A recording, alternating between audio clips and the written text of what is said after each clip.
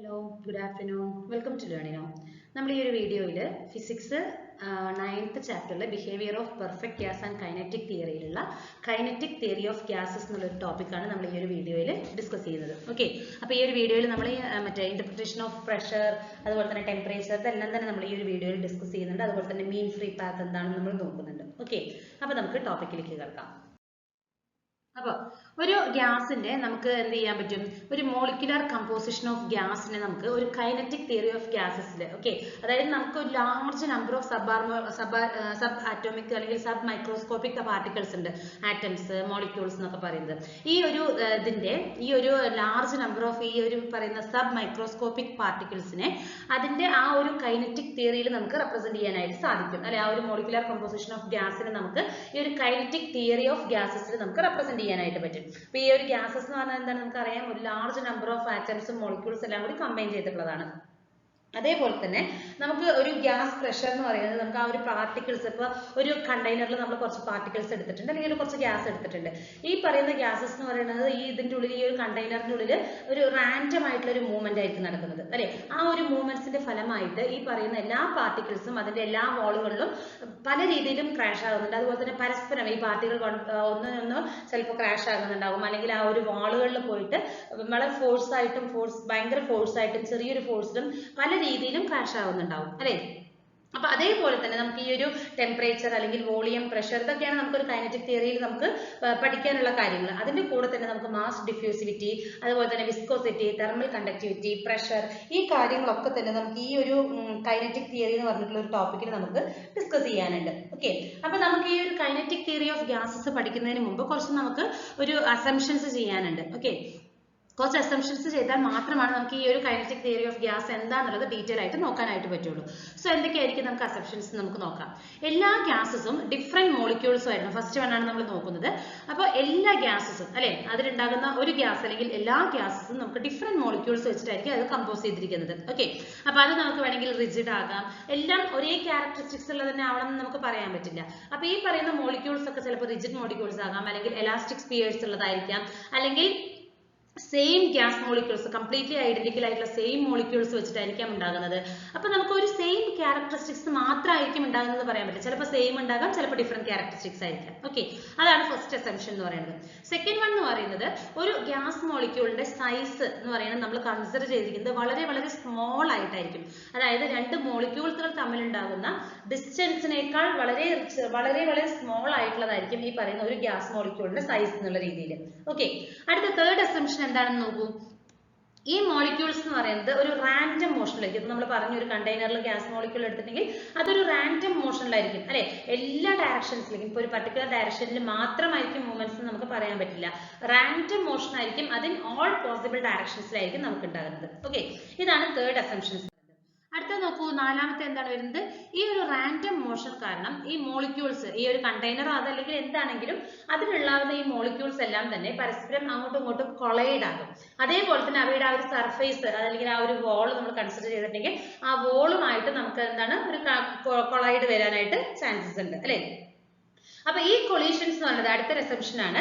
ഈ കൊളീഷൻസ് എന്ന് പറയുന്നത് നമുക്ക് കംപ്ലീറ്റ്ലി അല്ലെങ്കിൽ പെർഫെക്റ്റ്ലി എലാസ്റ്റിക് ആയിരിക്കാം, അതല്ലെങ്കിൽ ഈ പറയുന്ന മോളിക്യൂൾസ് എന്തായാലും കംപ്ലീറ്റ്ലി പെർഫെക്റ്റ്ലി എലാസ്റ്റിക് ആണ്. കാരണം എന്താണെന്ന് പറഞ്ഞാൽ ഈ മോളിക്യൂൾസ് റിപ്പൽ ചെയ്യുകയോ അല്ലെങ്കിൽ അട്രാക്ട് ചെയ്യുകയോ ചെയ്യില്ല, അല്ലെ? കാരണം എന്താണ്, ചാർജ്ഡ് അയൺസ് ആയിരിക്കില്ല നമുക്ക് ഉണ്ടാകുന്നത്, പല രീതിയിലുള്ള മോളിക്യൂൾസ് ആയിരിക്കും ഉണ്ടാകുന്നത്. So they will not repel or they will not attract each other ആയിരിക്കും. ഓക്കെ, അടുത്തത് ഈ മോളിക്യൂൾസ്, ഈ കൊളീഷൻസിൽ വരുന്ന എല്ലാ മോളിക്യൂൾസ് അല്ലെങ്കിൽ ബിറ്റ്വീൻ ദീസ് കൊളീഷൻസ് മോളിക്യൂൾസ് എന്ന് പറയുന്നത് ഒരു സ്ട്രെയിറ്റ് ലൈനിലായിട്ടായിരിക്കും ട്രാവൽ ചെയ്തുകൊണ്ടിരിക്കുന്നത്. ഓക്കെ, അടുത്തത് ദ കൊളീഷൻസ് ആർ ഇൻസ്റ്റാൻഷിയേഷൻസ്. അതായത് ഈ ഒരു കൊളീഷൻ എടുക്കുന്ന ആ ഒരു ടൈം ഉണ്ടാവില്ല. ഇപ്പൊ നമ്മൾ പറഞ്ഞു മോളിക്യൂൾസ് എന്ന് പറയുന്നത് റാൻഡം മോഷനിലായതുകൊണ്ട് നമുക്ക് കൊളീഷൻസ് ഒക്യൂർ ആവുന്നുണ്ടെന്ന് പറഞ്ഞിട്ടുണ്ട്. ഈ കൊളീഷൻ എടുക്കുന്ന ഈ ഒരു ടൈം എന്ന് പറയുന്നത് വളരെ നെഗ്ലിജിബിൾ ആയിരിക്കും. കാരണം എന്താണ്, നമുക്ക് ആ ഒരു ചെറിയൊരു ഫ്രാക്ഷൻ ഓഫ് ടൈം സെക്കൻഡ്സിലായിരിക്കും നമുക്ക് ഈ പറയുന്ന കൊളീഷൻസ് ഒക്യൂർ ആവുന്നത്. സോ നമ്മൾ ആ ഒരു ടൈം നമ്മൾ കൺസിഡർ ചെയ്യാറില്ല. ഓക്കെ, അടുത്തത്, although the molecules are moving and colliding with each other, the density of gas remains uniform throughout. അതായത് ഇപ്പൊ നമ്മളൊരു കണ്ടെയ്നറിൽ നമ്മളൊരു കുറച്ച് ഗ്യാസ് ഫില്ല് ചെയ്തിട്ടുണ്ട്. ഓക്കെ, ഈ ഗ്യാസ് നമ്മൾ പറഞ്ഞ പോലെ തന്നെ റാൻഡം മോഷനിലായിരിക്കും ഉണ്ടാവുന്നത്. ആ മോളിക്യൂളുകൾ തമ്മിൽ കൊളൈഡ് ആകാം, അതുപോലെ തന്നെ ഈ ഒരു കണ്ടെയ്നറിന്റെ 4 വാളുകളിൽ പോയി കൊളൈഡ് ആകാം, എങ്ങനെ വേണമെങ്കിലും നമുക്ക് അവിടെ കൊളിഷൻ സെക്യൂർ ആകും. പക്ഷേ ഈ പറയുന്ന നമ്മൾ ഫില്ല് ചെയ്തിരിക്കുന്ന ഗ്യാസ് മോളിക്യൂൾ എന്ന് പറയുന്നത് അതേ സെയിം ക്വാണ്ടിറ്റിയിൽ തന്നെ ആയിരിക്കും, അല്ലെങ്കിൽ ആ ഒരു സെയിം ഡെൻസിറ്റിയിലായിരിക്കും നമുക്ക് ഉണ്ടാകുന്നത്. ഡെൻസിറ്റി കൂടാനോ കുറയാനോ ഇതിൽ പോസിബിലിറ്റീസ് വരുന്നില്ല. ഓക്കെ, അപ്പൊ ഇത്രയും അസംഷൻസ് ആണ് നമുക്ക് ഈ ഒരു കൈനറ്റിക് തിയറി ഓഫ് ഗ്യാസസ് എന്ന് പറഞ്ഞ ആ ഒരു ടോപ്പിക്കിനെ കുറിച്ച് പഠിക്കുന്നതിന് വേണ്ടിയിട്ട് എടുക്കുന്ന അസംഷൻസ് എന്ന് പറയുന്നത്. ഓക്കെ, അടുത്തതാണ് അവഗാഡ്രോസ് നമ്പർ എന്ന് പറയുന്നത്. എന്താണ് അവഗാഡ്രോസ് നമ്പർ? നമ്മൾ പഠിച്ചിട്ടുള്ളതാണ് അല്ലെ, നമ്മൾ കെമിസ്ട്രിയിലും അല്ലെങ്കിൽ ഫിസിക്സിലൊക്കെ ആയിട്ട് നമ്മൾ പ്രോബ്ലംസ് ചെയ്യാനും ഒക്കെ ആയിട്ട് നമ്മൾ എടുത്തിട്ടുണ്ട്. അവഗാഡ്രോസ് നമ്പർ എന്ന് പറഞ്ഞാൽ എന്താണ്? The number of units in 1 mole of any substance. ഏതൊരു സബ്സ്റ്റൻസിന്റെയും ഒരു മോളിൽ വരുന്ന number of units. Okay, number of എത്ര യൂണിറ്റുകൾ ഒരു മോളിൽ വരുന്നുണ്ടോ ഏതെങ്കിലും ഒരു സബ്സ്റ്റൻസിന്റെ, അതിനെയാണ് നമ്മൾ അവഗാഡ്രോസ് നമ്പർ അല്ലെങ്കിൽ അവഗാഡ്രോസ് കോൺസ്റ്റന്റ് എന്ന് പറയുന്നത്. ഓക്കെ, അതിന്റെ ഒരു വാല്യൂ ആണ് 6.022140857 into 10⁻23. അപ്പൊ നമ്മൾ പ്രോബ്ലംസ് ചെയ്യുമ്പോൾ 6.022 into 10⁻23 ആണ് നമ്മൾ കൺസിഡർ ചെയ്യാറുള്ളത്. ഈ യൂണിറ്റ്സ് എന്ന് പറയുന്നത് ചിലപ്പോൾ ഇലക്ട്രോൺസ് ആകാം, അല്ലെങ്കിൽ അയേൺസ് ആകാം, ആറ്റംസ് ആകാം, മോളിക്യൂൾസ് ആകാം. അത് ആ ഒരു നേച്ചർ ഓഫ് സബ്സ്റ്റൻസിന്റെ ആ ഒരു നേച്ചറിനെ ഡിപ്പെൻഡ് ചെയ്തിട്ടോ അല്ലെങ്കിൽ ആ ഒരു ക്യാരക്ടർ ഓഫ് റിയാക്ഷൻ ഇതിനെയൊക്കെ ഡിപ്പെൻഡ് ചെയ്തിട്ടാണ് നമ്മൾ എന്തിനെയാണ് കൺസിഡർ ചെയ്യുന്നതെന്ന് നമുക്ക് നോക്കുന്നത്. ഓക്കെ, അപ്പൊ എവിടെയൊക്കെയാണ് നമുക്ക് ഈ ഒരു അവഗാഡ്രോസ് നമ്പർ അപ്ലിക്കേഷൻസ് നോക്കും? ഗെയ്-ലൂക്കാസ് ലോ ഓഫ് ഗേഷ്യസ് വോളിയത്തിൽ നമ്മൾ അപ്ലൈ ചെയ്യുന്നുണ്ട്.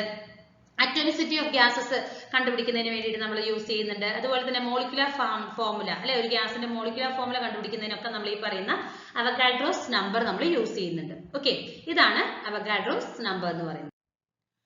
അടുത്ത നമ്മൾ നോക്കുന്നത് pressure of an ideal gas based on kinetic theory. Kinetic തിയറിനെ ബേസ് ചെയ്ത് നമുക്ക് എന്താണ് ഒരു ഐഡിയൽ ഗ്യാസിന്റെ പ്രഷർ എന്നുള്ളത് നമുക്ക് നോക്കാം. ഓക്കെ, അതിന് വേണ്ടിയിട്ട് നമ്മൾ കൺസിഡർ ചെയ്തിരിക്കുന്നത് ഒരു കണ്ടെയ്നർ ആയിട്ട് നമ്മൾ കൺസിഡർ ചെയ്യുന്നത്, അതായത് ഒരു ക്യൂബ് ആണ്. നമ്മൾ ഈ ഒരു കണ്ടെയ്നറിനെ നമ്മളായിട്ട്, അതായത് ഗ്യാസ് ഫില്ല് ചെയ്തിരിക്കുന്ന ഒരു കണ്ടെയ്നറിനെ നമ്മൾ ഒരു ക്യൂബ് ആയിട്ടാണ് കൺസിഡർ ചെയ്തിരിക്കുന്നത്. അതേപോലെ തന്നെ എല്ലാ പൊല്യൂഷൻസും നമ്മൾ നെഗ്ലക്ട് ചെയ്യുന്ന രീതിയിലാണ് നമ്മൾ കൺസിഡർ ചെയ്തിരിക്കുന്നത്. ഇതാണ് നമ്മൾ 2 അസംഷൻസ് എടുത്തിരിക്കുന്നത്. ഓക്കെ, ഇപ്പൊ നോക്കൂ, ഇതൊരു ഗ്യാസ് മോളിക്യൂൾ ആയിട്ട് അസ്യൂം ചെയ്യുകയാണ്. അപ്പൊ ഈ ഗ്യാസ് മോളിക്യൂൾ ഇനിഷ്യലി എനിക്ക് ഈ പറയുന്ന വാളിലേക്ക് ഹിറ്റ് ചെയ്യുകയും അവിടുന്ന് തിരിച്ച് റിട്ടേൺ വരാനും പോസിബിലിറ്റീസ് ഉണ്ട് അല്ലെ.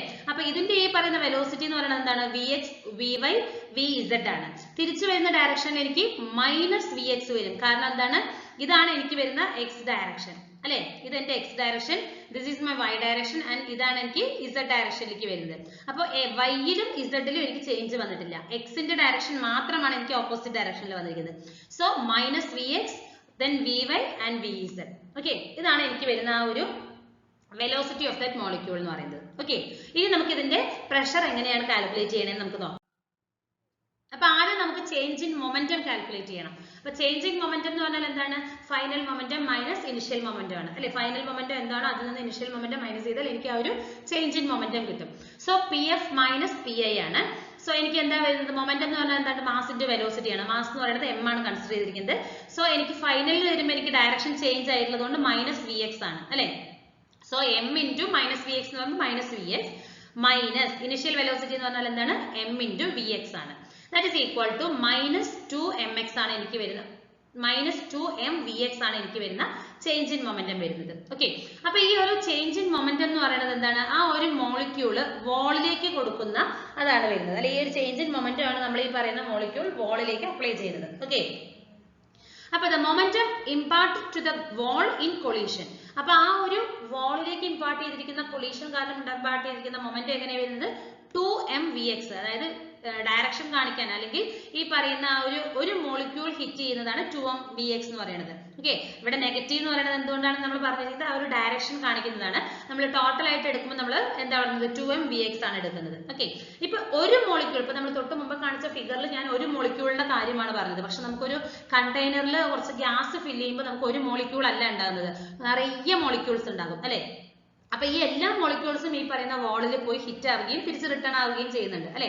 അത് സെയിം ഡയറക്ഷനിലാവണമെന്നുണ്ടോ? ഇല്ല, പല ഡയറക്ഷനിലായിരിക്കും നമുക്ക് വരുന്നത്. സോ അപ്പൊ നമുക്ക് എത്ര മോളിക്യൂൾസ് ഈ പറയുന്ന വാളിനെ ഹിറ്റ് ചെയ്തു എന്നുള്ളത് നമുക്ക് അടുത്തത് കാൽക്കുലേറ്റ് ചെയ്യാം. അപ്പൊ എന്താണ്? ആദ്യം നമുക്ക് ഏരിയ എന്താണെന്ന് നോക്കണം. ഏരിയ എന്ന് പറയുന്നത് A ആണ് അല്ലെ. So in change in time ΔT within A distance of AVx ΔT. A എന്ന് പറയുന്നത് ഏരിയ ആണ്, Vx എന്ന് പറയുന്നത് വെലോസിറ്റി, ആൻഡ് ΔT എന്ന് പറയുന്നത് change in time. That can hit the wall. അതായത് ഒരു ΔT ടൈമില് ഈ ഒരു ഡിസ്റ്റൻസിൽ അത്രയും മോളിക്യൂൾസിന് നമുക്ക് ആ ഒരു വോളിനെ ഹിറ്റ് ചെയ്യാനായിട്ട് പറ്റും അല്ലേ. But only half of the molecules will hit the wall and remaining moving away from the wall. ഇപ്പൊ ഞാനിപ്പോ ഈ ഒരു വോൾ കൺസിഡർ ചെയ്തിരിക്കുകയാണ്. ഓക്കെ, ഇതാണ് ഇപ്പൊ എനിക്കൊരു വോൾ ആയിട്ട് കൺസിഡർ ചെയ്തിരിക്കുന്നതെങ്കിൽ ഒരു പകുതി മോളിക്യൂൾസ് മാത്രമായിരിക്കും ഈ പറയുന്ന വോളിനെ ഹിറ്റ് ചെയ്യുന്നത് അല്ലെ. ബാക്കി ചിലത് എന്താകാം, നമുക്ക് വേറെ ഇതിലേക്ക് പോകാം, ഡയറക്ഷൻ ചേഞ്ച് ആയിട്ട് വരാം, വേറെ എങ്ങനെ വേണമെങ്കിലും മൂവ് ചെയ്യാം. എല്ലാം നമുക്ക് ഈ പറയുന്ന സെയിം ഡയറക്ഷനിലാണ് മൂവ്മെന്റ്സ് നമുക്ക് പറയാനായിട്ട് സാധിക്കില്ല. സോ നമ്മൾ കൺസിഡർ ചെയ്യുന്നതാണ് only half of the molecules മാത്രമാണ് ഈ പറയുന്ന, ഇതാണ് നമ്മൾ കൺസിഡർ ചെയ്തിരിക്കുന്ന വോൾ. ഓക്കെ, ഈ വോളിനെ ഹിറ്റ് ചെയ്യുന്നത് ഒരു ഹാഫ് മോളിക്യൂൾസ് മാത്രമായിരിക്കും. ബാക്കി റിമൈനിങ് എന്ന് പറയുന്നത് എവേ ഫ്രം ദ വോൾ ആയിരിക്കും. ഓക്കെ, അപ്പൊ ഞാൻ എന്താ ചെയ്യുന്നത്, എനിക്ക് ടോട്ടൽ എന്ന് പറയുന്നത്, എനിക്ക് ടോട്ടൽ നമ്പർ ഓഫ് മോളിക്യൂൾസ് എന്ന് പറയുന്നത് AVX ഡെൽറ്റ ടി ആണ്. അപ്പൊ ഇതിന്റെ ഹാഫ് എന്ന് പറയുമ്പോൾ എനിക്ക് എന്താണ്, half A into VX delta T വരും. ഓക്കെ, അപ്പൊ total number of molecules that hit the wall എന്ന് പറയുമ്പോൾ എനിക്ക് എന്താണ്, N divided by V into, ഇതാണ് എനിക്ക് വരുന്ന total number of molecules. N എന്ന് പറഞ്ഞാൽ എന്താണ്, that is the number of molecules ആണ്. സോ ഈ N ബൈ V നെ എനിക്ക് എന്തെന്ന് എഴുതാം, സ്മോൾ ലെറ്റർ N എന്നുള്ള രീതിയിൽ എനിക്ക് റെപ്രസെന്റ് ചെയ്യാനായിട്ട് സാധിക്കും. അപ്പൊ എന്റെ ഇക്വേഷൻ എങ്ങനെ ചേഞ്ച് ആകും, എനിക്ക് half N A VX delta എന്ന് വരും അല്ലെ. അപ്പൊ നമുക്ക് ഇനി എന്താ കണ്ടുപിടിക്കേണ്ടത്, ടോട്ടൽ മൊമെന്റം ആണ്. അപ്പൊ നമുക്ക് ടോട്ടൽ നമ്പർ ഓഫ് മോളിക്യൂൾസ് എന്താണെന്ന് കിട്ടിയിട്ടുണ്ട്. ഒരു മോളിക്യൂൾ ഹിറ്റ് ചെയ്യുമ്പോൾ എന്താണുള്ള മൊമെന്റം നമുക്കറിയാം. അപ്പൊ എനിക്ക് ടോട്ടൽ മൊമെന്റം കാൽക്കുലേറ്റ് ചെയ്തൂടെ. അപ്പൊ ആ ഒരു മോളിക്യൂൾ ഹിറ്റ് ചെയ്തിട്ടുള്ള momentum into total number of molecules. So 2mVx into half N AVX delta T ആണ്. അപ്പൊ ഈ ഒരു 2ഉം ക്യാൻസൽ ആകും, ഈ ഒരു ഹാഫിൽ വരുന്ന 2ഉം ക്യാൻസൽ ചെയ്തിട്ടുണ്ടെങ്കിൽ M into N into AVX square വരും ഡെൽറ്റ ടി. സോ എന്ത് എഴുതാം, AN V square X delta TM ആണ് വരുന്നത്. ഓക്കെ, അപ്പൊ നമുക്ക് ടോട്ടൽ മൊമെന്റം, ആ ഒരു വോളിലേക്ക് ഹിറ്റ് ചെയ്തിരിക്കുന്ന ടോട്ടൽ മൊമെന്റം എന്താന്നുള്ളത് നമ്മൾ കാൽക്കുലേറ്റ് ചെയ്തു. നെക്സ്റ്റ് നമ്മൾ എന്താ ചെയ്യുന്നത്, ഫോഴ്സ് ഓൺ വാൾ. ഓക്കെ, നമുക്ക് പ്രഷർ ആണ് കണ്ടുപിടിക്കേണ്ടത്. അപ്പൊ അതിലേക്കുള്ള സ്റ്റെപ്പ് ബൈ സ്റ്റെപ്പ് ആയിട്ടാണ് നമ്മൾ ഇത് ഡെറിവേഷൻ ചെയ്യുന്നത്. ഓക്കെ, ഇനി നമുക്ക് ഫോഴ്സ് എത്രത്തോളം ആ ഒരു വാളിലേക്ക് നമ്മൾ ഫോഴ്സ് കൊടുത്തിട്ടുണ്ട് നമുക്ക് നോക്കാം. That is rate of change of momentum ആണ് ഫോഴ്സ് എന്ന് പറയുന്നത്. സോ നമുക്ക് ഡെൽറ്റ ടി ആണ് റേറ്റ് ഓഫ് ചേഞ്ചിൽ വരുന്നത് അല്ലെ. അപ്പൊ ഡെൽറ്റ ടി ക്യാൻസൽ ആകും. So AN M VX square എന്ന് വരും. ഇതാണ് എനിക്ക് വരുന്ന ആ ഒരു ഫോഴ്സ് വരുന്നത്. ഓക്കെ, പ്രഷർ എന്ന് പറഞ്ഞാൽ നമുക്കറിയാം ഫോഴ്സ് ബൈ ഏരിയ ആണ് അല്ലെ, F ബൈ A ആണ്. സോ F എന്താണ് നമ്മൾ കണ്ടുപിടിച്ചു, ANM VX square by divided by area എന്ന് പറയുന്നത് A ആണ്. അപ്പൊ എനിക്ക് ഈ ഒരു എയും ഈ പറയുന്ന എയും ക്യാൻസൽ ചെയ്താൽ P1 നമുക്ക് ജസ്റ്റ് ഇനിഷ്യേറ്റ് ചെയ്തിട്ടുണ്ട്. P1 എന്ന് പറയുന്നത് which is equal to MN V square X ആണ് വരുന്നത്, അല്ലെങ്കിൽ VX സ്ക്വയർ എന്ന് വരുന്നത്. This is my equation number 1. Okay, ഇവിടെ VX എന്ന് പറഞ്ഞാൽ എന്താണ്, ആ ഒരു മോളിക്യൂളിന്റെ വെലോസിറ്റി ആണ്. അപ്പോ ഈ ഇക്വേഷൻ നമ്പർ 1 എന്ന് പറയുന്നത് എന്താണ്, ഒരു ഗ്രൂപ്പ് ഓഫ് മോളിക്യൂൾസ് ആണ് വിത്ത് വെലോസിറ്റി VX എന്ന് പറഞ്ഞ ഒരു വെലോസിറ്റിയിൽ ഗ്രൂപ്പ് ഓഫ് മോളിക്യൂൾസിൽ വരുന്നതാണ് നമുക്ക് ഈ പറയുന്ന pressure P1 is equal to MN VX square എന്ന് പറയുന്നത്. അപ്പൊ ടോട്ടൽ പ്രഷർ എത്ര കാൽക്കുലേറ്റ് ചെയ്യണം, കാരണം നമുക്ക് ഇത് ഒരു ഗ്രൂപ്പിന്റെയാണ് അല്ലെ, ഒരു ഗ്രൂപ്പ് ഓഫ് മോളിക്യൂൾസ് ആണ്. ഇതുപോലെ കുറെ ഗ്രൂപ്പ്സ് ഉണ്ടാവില്ലേ. സോ അപ്പൊ എല്ലാ ഗ്രൂപ്പ് വരുന്ന ആ ഒരു പ്രഷർ എന്ന് പറഞ്ഞാൽ നമുക്ക് എങ്ങനെ കൊടുക്കാം, NM VX സ്ക്വയർ, ഞാൻ ഇവിടെ ഒരു ബാർ എന്നുള്ളൊരു സിമ്പലും കൂടി കൊടുത്തിട്ടുണ്ട്. അതാണ് എന്റെ ആവറേജ് ഓഫ് VX സ്ക്വയർ എന്ന് പറയുന്നത്. ഓക്കെ, VX സ്ക്വയറിന്റെ ആവറേജ് ആണ് ഞാൻ എടുത്തിരിക്കുന്നത്. So in the gas molecules randomly അല്ലെ, ഗ്യാസ് മോളിക്യൂൾസ് നമ്മൾ പറഞ്ഞു റാൻഡം ആയിട്ടാണ് മൂവ് ചെയ്യണമെന്ന് പറയുന്നത്. പ്രത്യേകിച്ച് ഒരു ഡയറക്ഷൻ ഉണ്ടോ നമുക്ക് ഇല്ല. അപ്പൊ ഈ പറയുന്ന VX square equal to VY square is equal to VZ square is equal to V square എന്നുള്ള ഒരു ടേമിലേക്ക് ഞാൻ അസ്യൂം ചെയ്തിരിക്കുകയാണ്. ഓക്കെ, അതേപോലെ തന്നെ എനിക്ക് VX സ്ക്വയർ എനിക്ക് എന്ത് എഴുതാം, 1/3 V സ്ക്വയർ എന്ന് എഴുതാം. ഓക്കെ, കാരണം ഇതെല്ലാം നമുക്ക് ഈക്വൽ ആണ് അല്ലെ. സോ V സ്ക്വയർ നമുക്ക് വരും. അപ്പൊ VX square is equal to 1/3 V square എന്ന് എടുത്തിട്ടുണ്ട്. So the pressure of an ideal gas on the basis of kinetic theory. അപ്പൊ നമുക്ക് ഒരു ഐഡിയൽ ഗ്യാസിന്റെ പ്രഷർ ആ ഒരു കൈനറ്റിക് തിയറിന്റെ ബേസിസിൽ നമ്മൾ പ്രഷർ കാൽക്കുലേറ്റ് ചെയ്യുമ്പോൾ എനിക്ക് എന്താ വരുന്നത് equation, P is equal to 1/3 MN V square. അതായത് MN VX സ്ക്വയർ ഉണ്ടായിരുന്നത്, ഈ VX സ്ക്വയറിന് പകരം ഞാൻ 1/3 V സ്ക്വയർ സബ്സ്റ്റിറ്റ്യൂട്ട് ചെയ്തു. So pressure is equal to 1/3 MN V square ആണ് വരുന്നത്. V സ്ക്വയർ എന്ന് പറഞ്ഞാൽ നമുക്ക് എന്താ വരുന്നത്, ഇറ്റ് ഈസ് V സ്ക്വയർ എന്ന് പറയുന്നത് എന്താണ്, V2 അല്ല കേട്ടോ, സോറി, സ്ക്വയർ ആണ്. ഓക്കെ, ഇവിടെ V2 അല്ല, V സ്ക്വയർ ആണ്. Okay, it is the average square of speed ആണ് വരുന്നത്. ഓക്കെ, ഇനി നമ്മളിപ്പോ പ്രഷറിന്റെ കാര്യം നമ്മൾ നോക്കി. Then kinetic interpretation of temperature എങ്ങനെയാണെന്ന് നമുക്ക് നോക്കാം. ഓക്കെ, അപ്പൊ ഒരു average kinetic energy of a molecule എന്ന് പറയുന്നത് അതിന്റെ അബ്സല്യൂട്ട് ടെമ്പറേച്ചർ, ആ ഒരു ഗ്യാസിന്റെ അബ്സല്യൂട്ട് ടെമ്പറേച്ചറിന് ഡയറക്ട്ലി പ്രൊപ്പോർഷണൽ ആണ്, അല്ലെങ്കിൽ പ്രൊപ്പോർഷണൽ ആണെന്ന് നമുക്ക് പറയാം. Okay, so the average kinetic energy of a molecule is proportional to the absolute temperature of the gas. ഇപ്പൊ നമ്മൾ തൊട്ട് മുമ്പ് പ്രഷറിന്റെ ഒരു ഇക്വേഷൻ കാൽക്കുലേറ്റ് ചെയ്തിട്ടുണ്ടായിരുന്നു. P is equal to 1/3 MN V2 ഒക്കെ V2 എന്നാണ് എഴുതിയിരിക്കുന്നത്. സോറി, V സ്ക്വയർ ആണ്, മാറിയിട്ടുണ്ട്. കാരണം Vx സ്ക്വയർ അല്ലേ, നമുക്ക് അതിനെയാണ് നമ്മൾ ചേഞ്ച് ചെയ്തിരിക്കുന്നത്. സോ V സ്ക്വയർ ആക്കിയിട്ടുണ്ട്. Okay fine. അപ്പൊ ഈ ഇക്വേഷൻ നമ്മൾ V കൊണ്ട് ഡിവൈഡ് ചെയ്യണം. അപ്പൊ P മൾട്ടിപ്ലൈ ചെയ്യണം, സോറി കേട്ടോ, മൾട്ടിപ്ലൈ ബൈ V ആണ്. അപ്പൊ PV is equal to 1/3 mn V square എന്ന് വരും. സോ എനിക്ക് ഇവിടെ എന്ത് കൊടുക്കാം, ഞാൻ ഒരു 2 കൊണ്ട് മൾട്ടിപ്ലിക്കേഷൻ ഡിവൈഡ് ചെയ്തിരിക്കണം. അപ്പൊ 2/3 n mv by 2 V square എന്ന് വന്നിട്ടുണ്ട്. ഓക്കെ, അപ്പൊ ഈ 2/3 nv ഹാഫ് mv സ്ക്വയർ ആണ് വരുന്നത്. അപ്പൊ എന്താണ് n എന്ന് പറയുന്നത്, എനിക്ക് എന്താണ് സ്മോൾ ലെറ്റർ n എന്ന് പറയുന്നത് number of molecules per unit volume ആണ് അല്ലെ. അപ്പൊ നമ്മൾ equation പഠിച്ചിട്ടുണ്ടായിരുന്നു n is equal to n by v ആണ്. അപ്പൊ ഈ ഒരു n ന് പകരം എനിക്ക് n by v സബ്സ്റ്റിറ്റ്യൂട്ട് ചെയ്തിട്ടുണ്ടെങ്കിൽ എനിക്ക് ആ ഒരു v യും ക്യാൻസൽ ചെയ്താൽ എന്ത് വരും, 2/3 n into half m v square എന്ന് വരും. ഓക്കെ, അപ്പൊ ക്യാപിറ്റൽ n എന്ന് പറഞ്ഞാൽ എന്താണ്, it is the number of molecules in the sample of gas ആണ്. ഹാഫ് mv സ്ക്വയർ, ഇത് എന്താണ് നമ്മൾ പഠിച്ചിട്ടുണ്ട് ഈ ഒരു ഇക്വേഷൻ. ഹാഫ് mv സ്ക്വയർ എന്ന് പറഞ്ഞാൽ it is the kinetic energy ആണ് അല്ലെ. 2/3 n half mv സ്ക്വയർ ആണ് നമുക്ക് വരുന്നത്.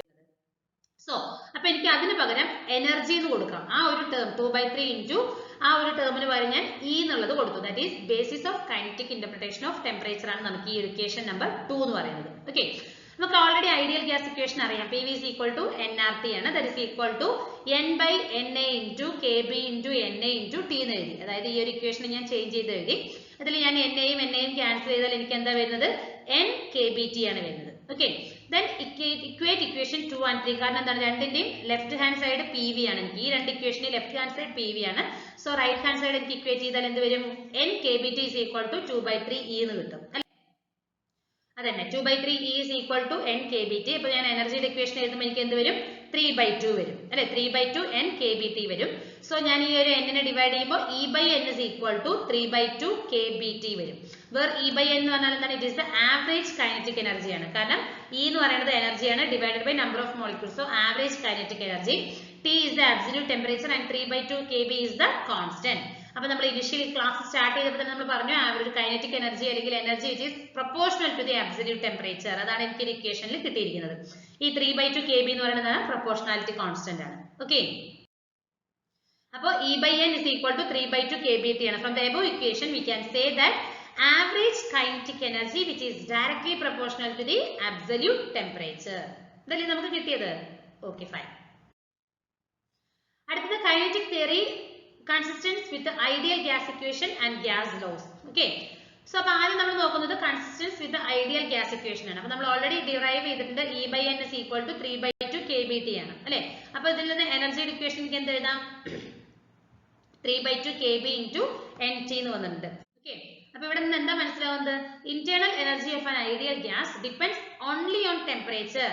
It does not depends on the pressure or volume. അപ്പോൾ ഈ ഒരു ഇന്റേണൽ കൈനറ്റിക് എനർജി, ഒരു ഐഡിയൽ ഗ്യാസിന്റെ ഇന്റേണൽ കൈനറ്റിക് എനർജി എന്ന് പറയുന്നത് അബ്സല്യൂട്ട് ടെമ്പറേച്ചറിനെ മാത്രമാണ് ഡിപ്പെൻഡ് ചെയ്യുന്നത്. പ്രഷറിനെയോ വോളിയത്തിനെയോ ഒന്നും തന്നെ ഡിപ്പെൻഡ് ചെയ്യുന്നില്ല. ഓക്കെ, എന്താണ് മീൻ ഫ്രീ പാത്ത് എന്ന് നമുക്ക് നോക്കാം. ഒരു മോളിക്യൂൾസിന്റെ മീൻ ഫ്രീ പാത്ത് ഡിനോട്ട് ചെയ്യുന്നത് ലാംഡ എന്നുള്ള ഒരു ലെറ്റർ ആണ്. അതെന്താന്ന് പറഞ്ഞാൽ അതിന്റെ ആവറേജ് പാത്ത് ലെങ്ത് ആണ്. ആ ഒരു കൊളീഷൻസുകൾക്ക് ബിറ്റ്വീൻ ആയിട്ട് വരുന്ന ആവറേജ് പാത്ത് ലെങ്തിനെയാണ് നമ്മൾ മീൻ ഫ്രീ പാത്ത് എന്ന് പറയുന്നത്. അതിനെ ഡിനോട്ട് ചെയ്യുന്ന ലെറ്റർ എന്ന് പറയുന്നത് ലാംഡയാണ്. ഓക്കെ, അതിന്റെ ഒരു ഇക്വേഷൻ നമുക്കറിയാം. Lambda is equal to 1/√2 pi d square n by v ആണ്. ഇപ്പോൾ ലാംഡ എന്ന് പറയുന്നത് മീൻ ഫ്രീ പാത്ത് ആണ്. പൈ എന്ന് പറയുന്നത് നമുക്കൊരു കോൺസ്റ്റന്റ് വാല്യൂ ആണ്. d is the distance between the collisions. n എന്ന് പറയുന്നത് number of molecules by volume ആണ്. ഓക്കെ, ഇതാണ് നമുക്ക് വരുന്ന ആ ഒരു മീൻ ഫ്രീ പാത്തിന് വരുന്ന ഒരു ഇക്വേഷൻ എന്ന് പറയുന്നത്. ഓക്കെ, അപ്പോൾ നമ്മളൊരു ഗ്യാസ് മോളിക്യൂൾ, ഒരു ഐഡിയൽ ഗ്യാസിന്റെ ഉള്ളിൽ ഉണ്ടാകുന്ന ആ ഒരു ഗ്യാസ് മോളിക്യൂൾസിന്റെ മോഷൻ ആണ് നമ്മൾ കൺസിഡർ ചെയ്യുന്നത്. ഓക്കെ, അപ്പോൾ ഒരു ടിപ്പിക്കൽ മോളിക്യൂൾസ് അല്ലെങ്കിൽ ഒരു ഐഡിയൽ ഗ്യാസിൽ ഉണ്ടാകുന്ന ആ ഒരു ടിപ്പിക്കൽ മോളിക്യൂൾ എന്ന് പറയുന്നത് അതിന്റെ ഡയറക്ഷൻ പല രീതിയിലായിരിക്കും നമുക്ക് ചേഞ്ച് ആകുന്നത് അല്ലെ. അത് കൊളൈഡ് ആവുകയും അല്ലെങ്കിൽ അതെന്താ പറയുക സെയിം ഗ്യാസിൽ തന്നെ മോളിക്യൂൾസുമായിട്ട് കൊളൈഡ് ആകാം, അല്ലെങ്കിൽ വേറെ മോളിക്യൂളായിട്ട് കൊളൈഡ് ആകാം. അപ്പൊ അതിന്റെ ഡയറക്ഷൻ എന്ന് പറയുന്നത് ഒരു റാൻഡം ആയിട്ട് പെട്ടെന്നായിട്ടായിരിക്കും ചേഞ്ച് ചെയ്തിരിക്കുന്നത് അല്ലെ.